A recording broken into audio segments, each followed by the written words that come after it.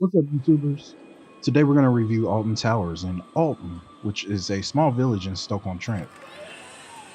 Let me start by saying this park is absolutely gorgeous.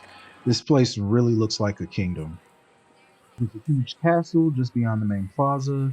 There's lots of greenery and wide open spaces. It's kind of weird, but when you first walk in, you wonder where are all the rides. This park is really spread out.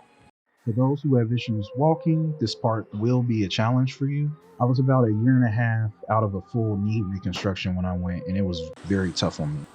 Aside from that, Alton Towers has some great rides. I've seen many other videos where it's very busy, and I'm sure the queues can get really out of control. I went during the school day, and the place was absolutely dead. I was able to do all but two coasters in about 4 hours. This included stopping to eat after. I also was lucky enough to have really great weather for May. I mean, it was pushing 80 degrees. It was beautiful. If you are from out of town like myself, it can be challenging to get to the park without renting a car.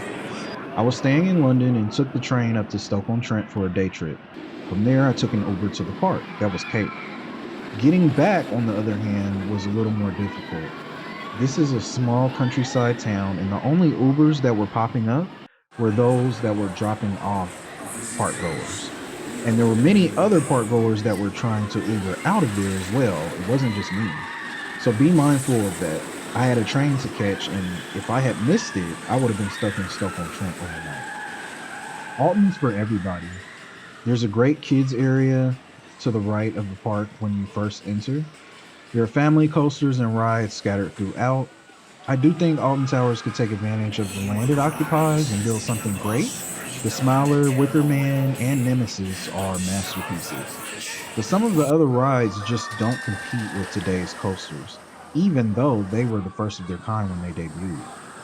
Another thing I noticed is how short the rides are. I mean, they are really short. Rita really doesn't even go that fast and basically makes a figure eight and returns to the station. Same for Galactica.